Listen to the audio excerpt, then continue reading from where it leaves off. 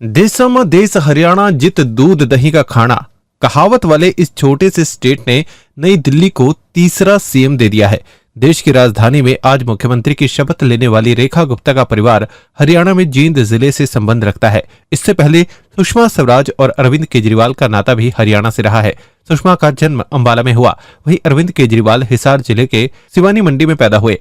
दिल्ली में आज तक 4 महिला सीएम बनी हैं। इसमें से सुषमा स्वराज व रेखा गुप्ता की जड़ें हरियाणा से हैं। दोनों ने राष्ट्रीय स्वयंसेवक संघ से शुरुआत की और उसके बाद भाजपा के जरिए एक्टिव पॉलिटिक्स में आई।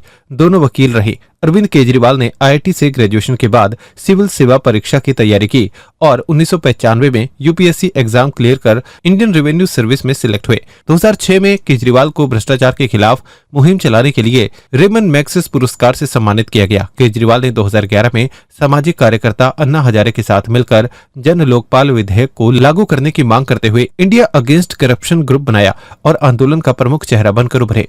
24 नवंबर 2012 को आम आदमी पार्टी बनाने वाले केजरीवाल ने 2013 के दिल्ली विधानसभा चुनाव में कांग्रेस के दिग्गज नेता और वहां की तत्कालीन सीएम शीला दीक्षित को हराकर इतिहास रच दिया।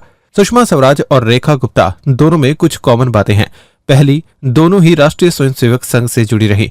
दूसरी, दोनों कानून की पढ़ाई के बाद वकील रही। तीसरी, सुषमा की तरह ही रेखा गुप्ता भी मुखर वक्ता है। सुषमा स्वराज ने 11 अक्टूबर 1998 को दिल्ली की पहली महिला सीएम के रूप में शपथ ली थी।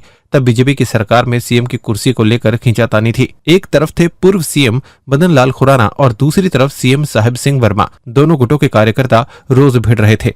इससे धारणा बनी कि पार्टी दिल्ली पर शासन में समर्थन नहीं है। इधर प्याज की बढ़ी कीमत, बिजली की किल्लत और देश में बिगड़ती कानून व्यवस्था के चलते भी सरकार बदनाम हो रही थी।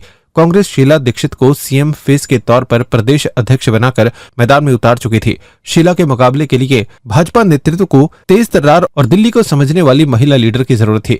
किसी तरह लाल कृष्ण आडवाणी ने सुषमा स्वराज से दिल्ली की बागडोर संभालने के लिए हामी भरवाई। सीएम के तौर पर दिल्ली की बागडोर संभालने के लिए सुषमा स्वराज शर्त के साथ राजी हुई। शर्त ये कि अगर उनके नेतृत्व में पार्टी विधानसभा चुनाव हार गई तो वे फिर केंद्र में आएंगी। संगठन ने शर्त मानी और साहिब सिंह वर्मा ने 11 अक्टूबर 1998 को सीएम पद के लिए सुषमा स्वराज के नाम का ऐलान कर दिया। इस बार रेखा गुप्ता के नाम का प्रस्ताव साहिब सिंह वर्मा के ही बेटे प्रवेश वर्मा ने रखा। अरविंद केजरीवाल ने 24 नवंबर 2012 को आम आदमी पार्टी बनाई। 2013 में आम आदमी पार्टी ने दिल्ली विधानसभा चुनाव लड़ा और अरविंद केजरीवाल ने कांग्रेस की पूर्व सीएम शीला दीक्षित को हरा दिया। इस चुनाव में आम आदमी पार्टी को बहुमत नहीं मिला था, लेकिन कांग्रेस ने सरकार में शामिल न होकर बाहर से समर्थन किया, जिसके दम पर अरविंद केजरीवाल दिल्ली के मुख्यमंत्री पद की कुर्सी पर बैठे। फिर 2015 में पार्टी ने 67 सीटें जीती। केजरीवाल दूसरी बार मुख्यमंत्री बने।